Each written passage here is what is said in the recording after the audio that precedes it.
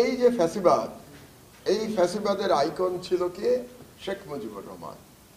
এবং আমি আজকে আপনাদের কোনো মতামত চাপিয়ে দেব না, কারণ আমি মনে করছি যে আমার সামনে যারা বসে আছেন তারা উদীয়মান ফিলসফার, তারা উদীয়মান পলিটিক্যাল সায়েন্টিস্ট।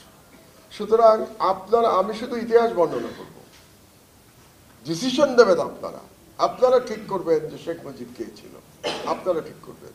আমি সর্ব বক্তৃতায় আমি বলি যে হাসিনার ফ্যাসিবাদ বা আওয়ামী ফ্যাসিবাদের আইকন শেখ মুজিবুর রহমান, এটা আমি বলি সবসময়। কিন্তু আজকে আমি কোনো বিশেষণ না দিয়ে মুজিবের কর্মকাণ্ড একটু স্মরণ করিয়ে দেব আপনারা যারা জানেন না। কারণ ওই সময় মুজিবের জামানায় আমি আপনাদের বয়সে ছিলাম, আমি বুয়েটের ছাত্র ছিলাম সেই সময়।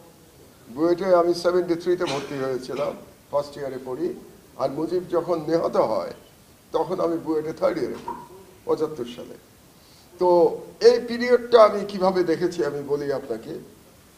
যে বাংলাদেশের স্বাধীনতার পরে প্রথম গুম এবং বিচার বহির্ভূত হত্যা হয়েছিল মুজিবের আমলে, মুজিবের নির্দেশে। কাকে করা হয়েছিল? সিরাজ শিকদার। সিরাজ শিকদারকে প্রথমে গুম করা হয়েছিল, চট্টগ্রাম থেকে ধরে আনা হয়েছিল। গুমের ডেফিনেশনের মধ্যে যেটা পড়ে এটা ফুয়াদ জানে, because he is also a barrister. এবং তাকে মুজিবের নির্দেশে হত্যা করা হয়েছিল, বিচার বহির্ভূত হত্যা, এক্সট্রা জুডিশিয়াল সাভারে। এবং তার আগে মুজিবের সাথে তার দেখা হয়েছিল, মুজিবের কাছে তাকে নিয়ে যাওয়া হয়েছিল।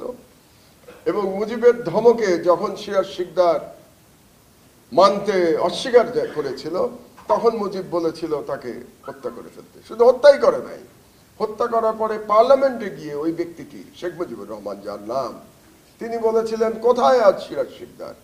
মানে শুধু যে তিনি গুম এবং বিচার বহির্ভূত হত্যা করেছেন তাই নয়, তিনি দমভক্তি করেছিলেন। আপনারা এখন শেখ হাসিনার ভাষার সাথে মিল খুঁজে পাচ্ছেন, শেখ মুজিবের ভাষা। আপনারা বুঝতে পারছেন শেখ হাসিনা তার এই কুৎসিত ভাষা জিনের সূত্রে, ডিএনএর সূত্রে কার কাছ থেকে শিখেছে আপনারা বুঝতে পারছেন। এটা গেল একটা। বাংলাদেশের ইতিহাসে প্রথম কারচুপি নির্বাচনে কে করেছিলেন? 1973 সালে শেখ মুজিবুর রহমান। প্রথম কারচুপি, যে কারচুপির কথা আমরা জানি এবং আপনাদের জেনারেশন গত 18 বছর ধরে ভোট দিতে পারেন নাই। সুতরাং বাংলাদেশে আমি একটা হিসেব করে দেখেছি যে ছেলে বা মেয়ের বয়স 36 বছর সে ভোট দিতে পারে না। তো এই প্রথম কারচুপি, ম্যানিপুলেশন অফ ইলেকশন রেজাল্ট শুরু করেছিল শেখ মুজিবুর রহমান।